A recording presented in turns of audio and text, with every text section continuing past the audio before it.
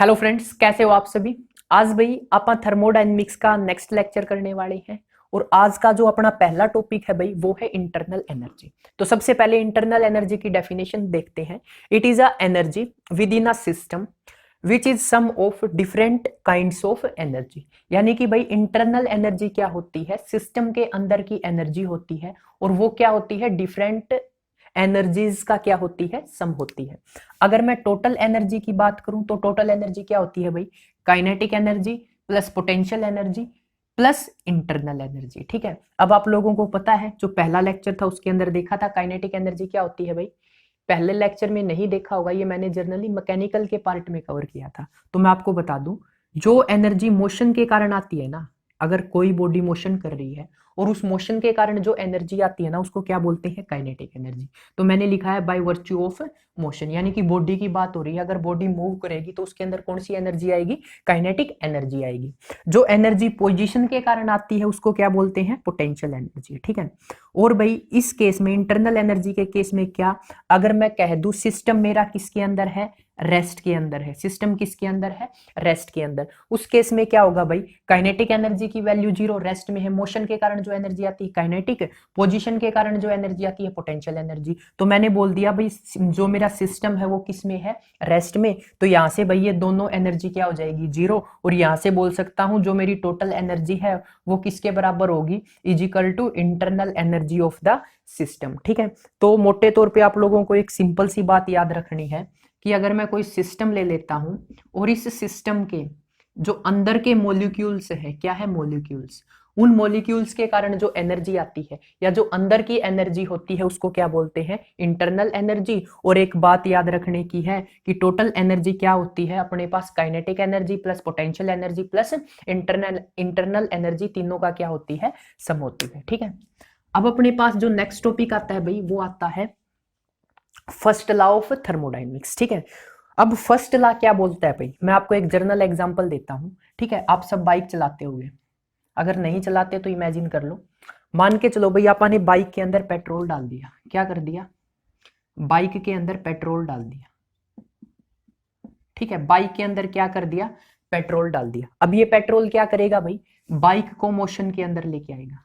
किसके अंदर लेके आएगा, मोशन के अंदर। और साथ की साथ देखो भाई, ये पेट्रोल क्या करेगा, बाइक को मूव कराएगा। और साथ की साथ क्या करेगा, जो बाइक का सिलेंसर है या जो बाइक का इंजन है उसको क्या कर देगा, हीट कर देगा, यानी कि क्या कर देगा, गर्म कर देगा। तो मैं बोल सकता हूं भाई जो मैं पेट्रोल डाल रहा हूं, ठीक है, क्या दे रहा हूं, सिस्टम को कोई एनर्जी दे रहा हूं या हीट दे रहा हूं।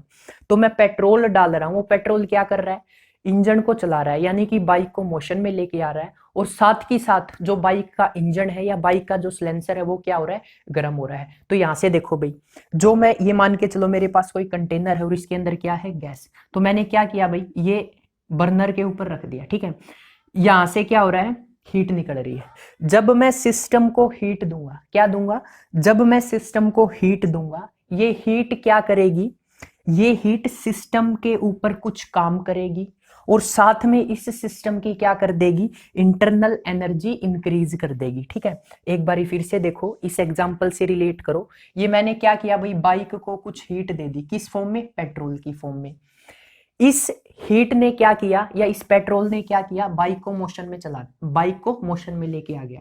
तो मैंने बोल दिया भाई जो हीट दी उसने कुछ काम कर दिया। और ये क्या था भाई, इसका सिलेंसर क्या हो रहा था, गर्म हो रहा था। तो मैं बोल सकता हूं जो मैं हीट दूंगा वो हीट कुछ काम करेगी और जो रेदर हीट है या बची हुई हीट है वो क्या करेगी, इंजन को गर्म कर देगी। ठीक है, तो इससे रिलेट करेंगे तो क्या बोलेंगे, जब मैं सिस्टम को क्या दूंगा, हीट दूंगा, क्या करेंगे, सिस्टम को हीट देंगे, वो हीट क्या करेगी, सिस्टम के ऊपर कुछ काम करेगी और साथ की साथ क्या करेगी, सिस्टम की इंटरनल एनर्जी को क्या कर देगी, इंक्रीज कर देगी। तो यही अपना क्या होता है भाई, फर्स्ट लॉ होता है। ठीक है, फर्स्ट लॉ के अंदर आप लोगों को क्या करना है, ये याद रखना है, D Q is equal to D W plus D U. Generally याद क्या रखना है, सिस्टम को हीट देंगे, सिस्टम को हीट देंगे तो क्या होगा, कुछ हीट काम करेगी और कुछ हीट क्या करेगी, सिस्टम की इंटरनल एनर्जी को इंक्रीज करेगी। तो यही मैंने लिखा है भाई डेफिनेशन के अंदर, if D Q heat is supplied to the system. अगर आप सिस्टम को डी क्यू हीट सप्लाई कर रहे हैं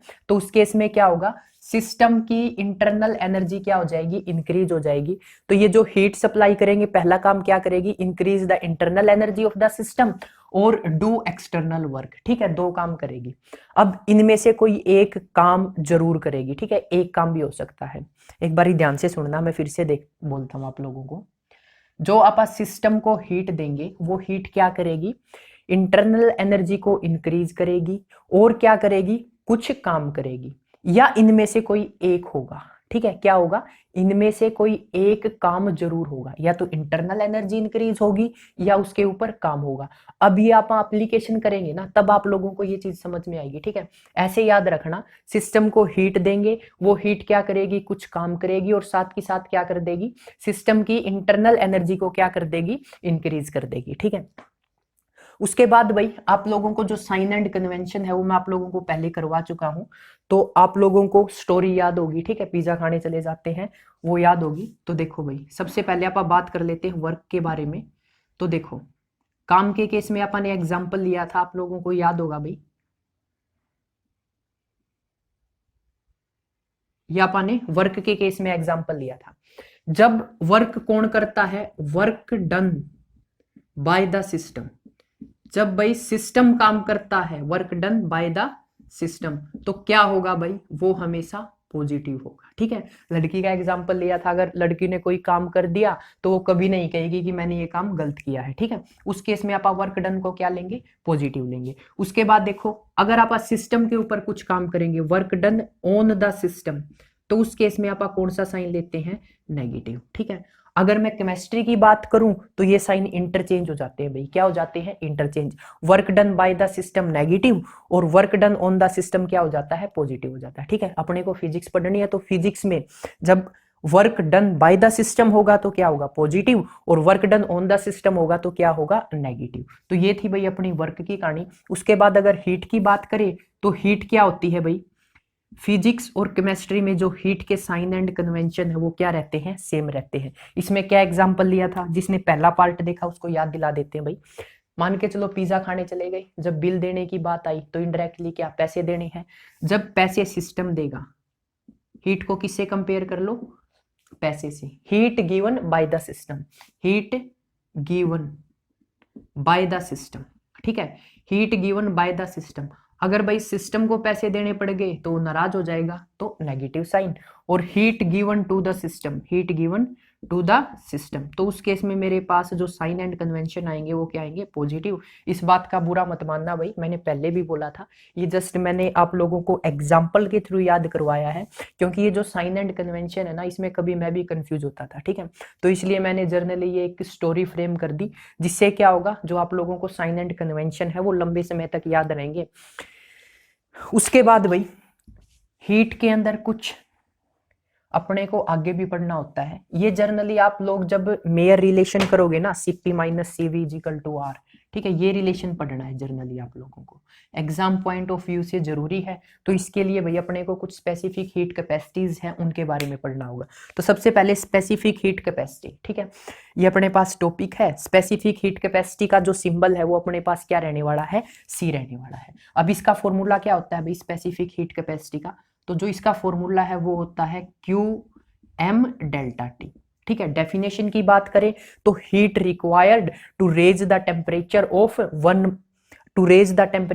unit mass by unit centigrade. एक बार फिर से रिपीट करते हैं, heat required to raise the temperature of unit mass by unit centigrade, इसको क्या बोलते हैं, specific heat capacity. Further specific heat capacities को दो टाइप में क्या किया गया, फर्दर डिफाइन किया गया है। पहला टाइप है specific heat capacity at constant volume, specific heat capacity at constant pressure. ठीक है, specific heat capacity at constant volume, तो आप इसको CV से डिनोट करते हैं। ठीक है, साइन कन्वेंशन क्या रहने वाला है, CV, और इसका फॉर्मूला क्या रहेगा भाई, बिल्कुल सेम रहेगा, कोई चेंज नहीं आने वाला। तो इस केस में आप क्या बोल देंगे, heat required to raise the temperature of unit mass by unit centigrade at constant volume.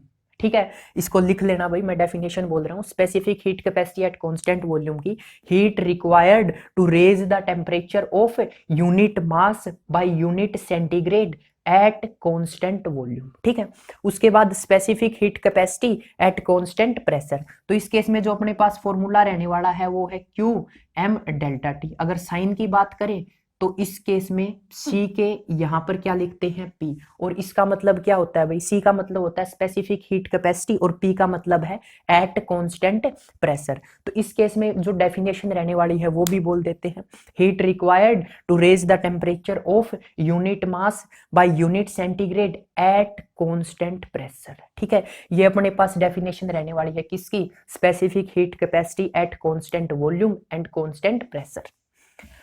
उसके बाद भाई आप लोगों को वर्ड मिलेगा मोलर स्पेसिफिक हीट कैपेसिटी। क्या मिलेगा, मोलर स्पेसिफिक हीट कैपेसिटी। तो इस केस में देखो, आप मास की बात कर रहे थे, जब मोलर वर्ड आ जाए तो अपने को क्या लेना होगा, नंबर ऑफ मोल लेने होंगे। ठीक है, इसको क्या बोलते हैं, नंबर ऑफ मोल्स। ठीक है, एन को क्या बोलते हैं, नंबर ऑफ मोल्स। अब इसकी डेफिनेशन क्या रहने वाली है वो मैं लिख देता हूं, हीट रिक्वायर्ड टू रेज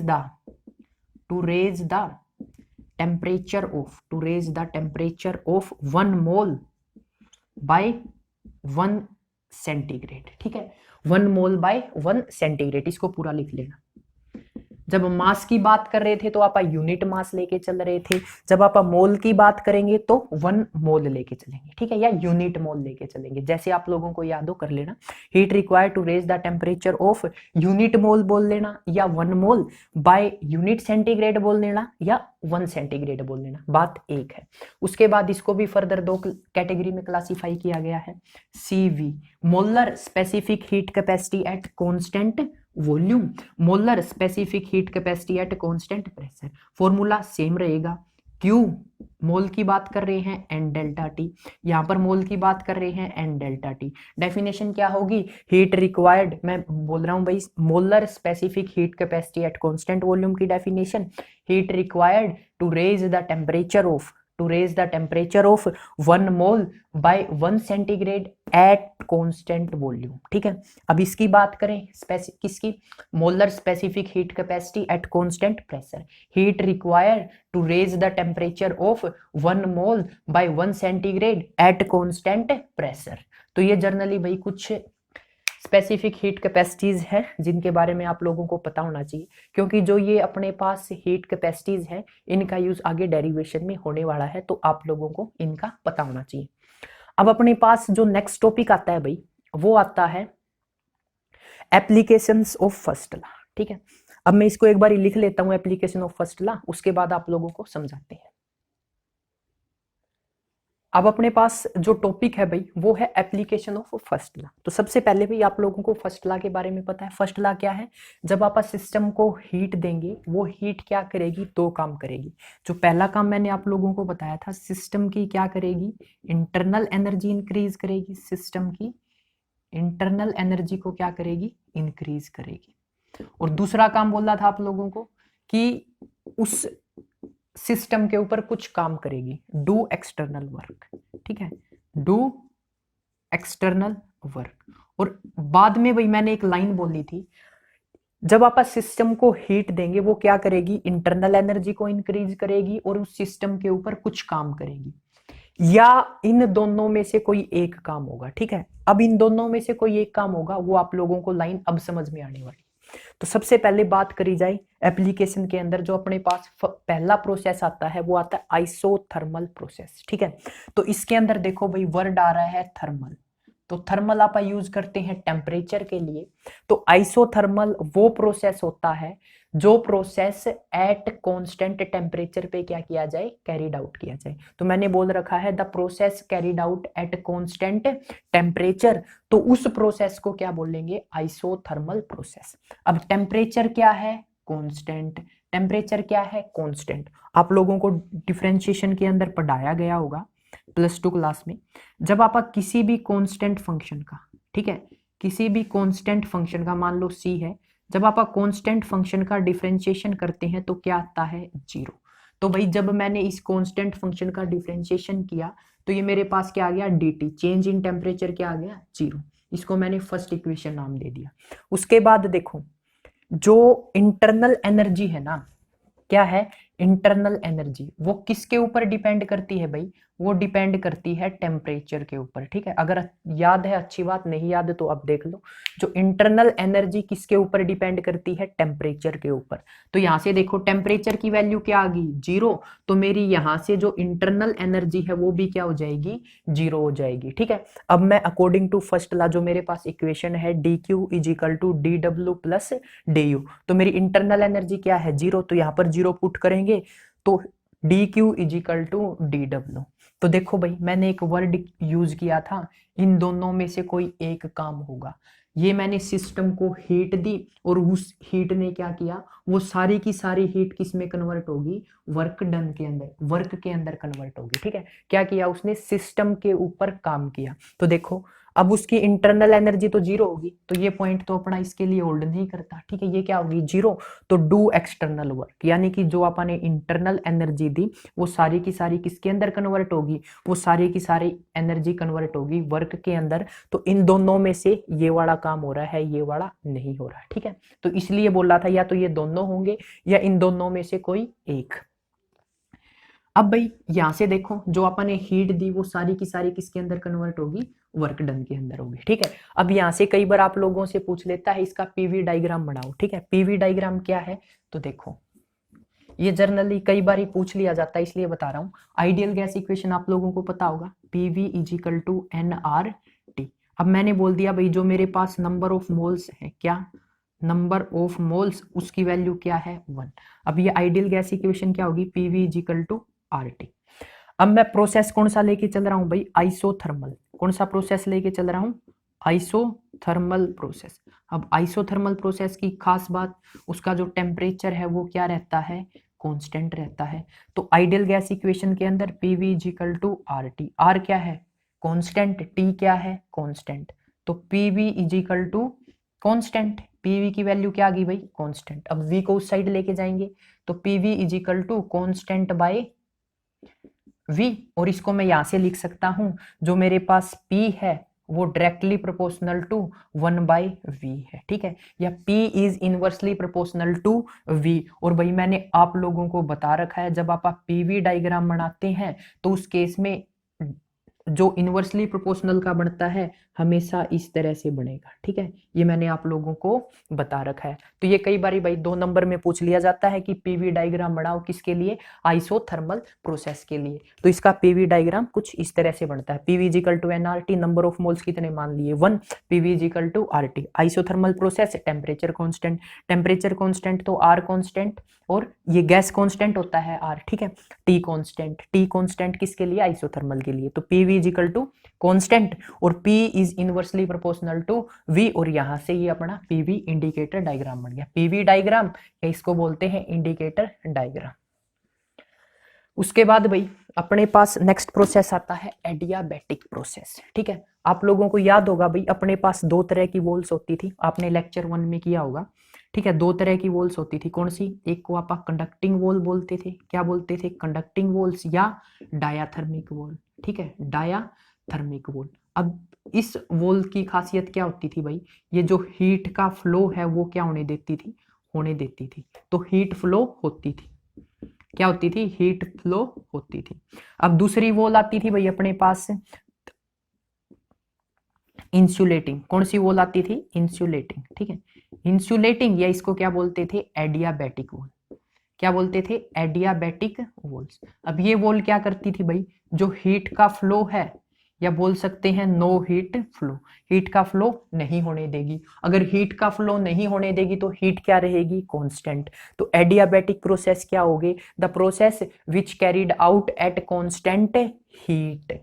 समझ में आ रहा है, एडियाबैटिक प्रोसेस उन प्रोसेस को बोलेंगे जो कैरिड आउट किए जाते हैं कहां पर, कांस्टेंट हीट के ऊपर। तो क्यू कांस्टेंट, डी क्यू की वैल्यू क्या हो जाएगी, 0, according to first law D Q is equal to D W plus D U. जो मैं हीट दूंगा वो क्या करेगी, इंटरनल एनर्जी इंक्रीज करेगी और साथ के साथ कुछ एक्सटर्नल काम करेगी, किसके ऊपर, सिस्टम के ऊपर। अब देखो हीट की वैल्यू क्या है, 0, तो D U plus D W is equal to 0। तो यहां से डी डब्ल्यू की वैल्यू क्या आ गई, सॉरी डी यू की वैल्यू क्या आ गई, माइनस का डी डब्ल्यू। ठीक है, अब यहाँ पर भाई एक चीज है नोटिस करने की, मैं आप लोगों को समझा देता हूँ।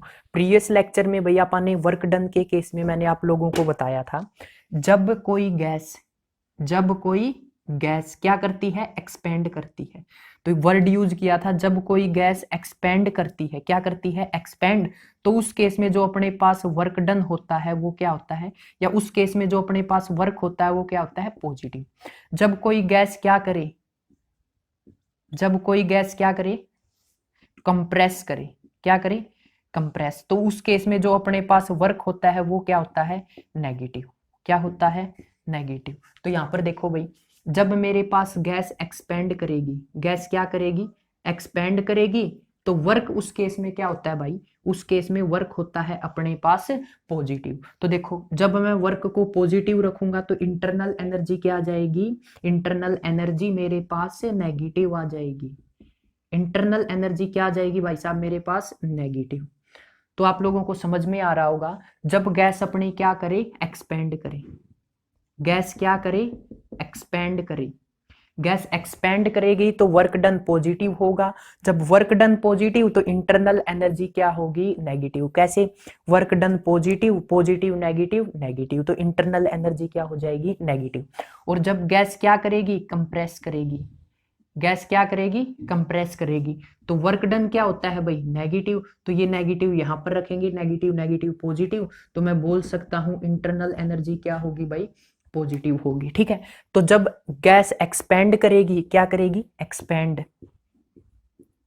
जब गैस एक्सपेंड करेगी तो वर्क डन क्या होगा, पॉजिटिव, और जो मेरी इंटरनल एनर्जी है वो क्या होगी, नेगेटिव। सिमिलरली जब गैस कंप्रेस करेगी तो वर्क क्या होगा, नेगेटिव, और जो मेरी इंटरनल एनर्जी है वो क्या होगी, पॉजिटिव। ठीक है, तो ये कुछ केसेस थे, इसके फर्दर केसेस अपन नेक्स्ट लेक्चर में करते हैं। ठीक है, thanks for watching creative study एक के। और हाँ भाई, मेरे पास बहुत सारे स्टूडेंट्स के मैसेज आ रहे हैं कि नोट्स सेंड कर दो। मैं आप लोगों को बता दूं भाई, नोट्स इंडिविजुअली सेंड करना पॉसिबल नहीं है। आप लोग क्या करें, डिस्क्रिप्शन के अंदर मैंने लिंक दे रखा है व्हाट्सएप ग्रुप का, टेलीग्राम ग्रुप का। अब व्हाट्सएप ग्रुप फुल हो चुका है, अब आपकी किस्मत के ऊपर डिपेंड करता है। कई बार क्या होता है, एक दो स्टूडेंट लेफ्ट कर देता है, अगर किसी ने लेफ्ट किया और आपने वहां पर जाके क्लिक कर दिया तो क्या हो जाता है, कई बार ग्रुप ज्वाइन हो जाता है। अगर अदरवाइज आप लोगों को बोलेगा ग्रुप फुल है, तो आप क्या करें, टेलीग्राम इंस्टॉल कर लें भाई प्ले स्टोर से, और जो टेलीग्राम का ग्रुप है उसको क्या कर लें, ज्वाइन कर लें। मैं ग्रुप्स के अंदर नोट शेयर कर सकता हूं। इंडिविजुअली अगर आपके मैसेज आते हैं तो वहां पर भाई नोट्स शेयर करना मेरे लिए पॉसिबल नहीं है, क्योंकि इंडिविजुअली बहुत मैसेज आ रहे हैं, 200 से 250 मैसेज रोज आ रहे हैं, तो मैं सभी के रिप्लाई नहीं कर सकता।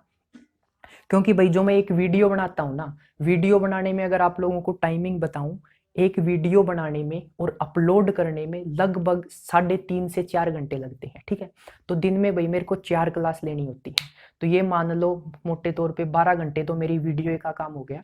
अगर मैं 3 घंटे लेके चलता हूँ तो 4 तिये 12 घंटे तो मेरे वीडियो अपलोडिंग में चले जाते हैं। उसके बाद आप लोगों को बताऊं, ट्यूशन पे कुछ स्टूडेंट्स आते हैं तो +1 +2 के हैं, तो 2 क्लास मेरे को मैथ की लेनी होती है, 2 फिजिक्स की, 4 क्लास ट्यूशन पे। उसके बाद मैं भी एक स्टूडेंट हूँ, कॉलेज में भी जाना पड़ता है भाई कभी कभी 2 दिन।